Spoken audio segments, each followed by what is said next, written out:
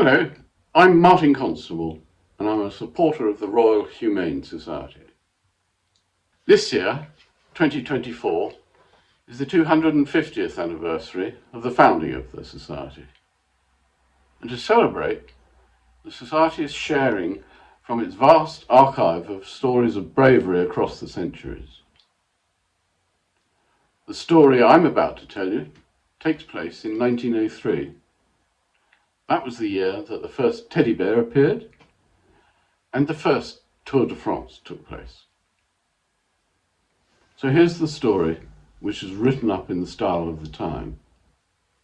On the morning of Friday the 13th of March 1903, Mrs. R.C. Ferris, the wife of the Civil Commissioner for Mosul Bay, and her baby, accompanied by her daughters Maud and Gladys, with Mr. Noble and a native driver, went on a visit to George in the Cape Colony in a cart drawn by 4 horses. On reaching Cook's Drift, the water was very high owing to previous rain, and the driver was advised not to risk passing. But he replied there was no danger and immediately went in.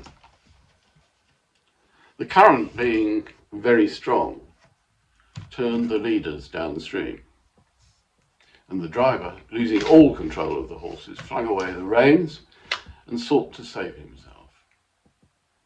The cart and horses, meantime, drifting down the river.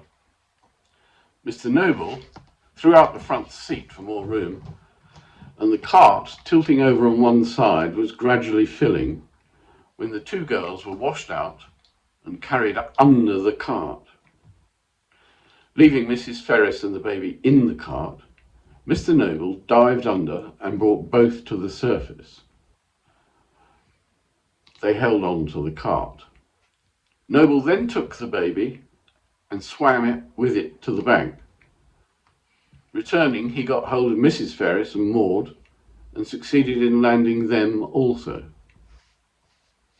But meanwhile, the cart with Gladys had been carried a considerable distance down the stream.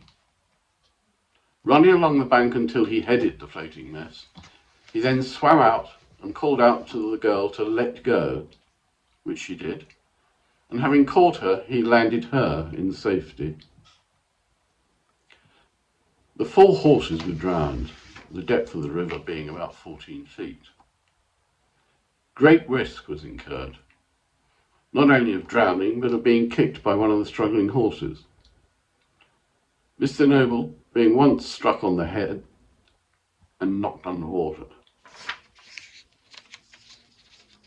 This little vignette is typical of the selfless acts of bravery which the Society seeks to reward.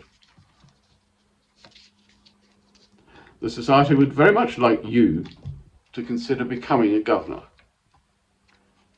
In return for a donation of £100, you'll be invited to attend a variety of Society events, such as their annual General Court, where you'll see awardees receive their medals and hear their amazing stories.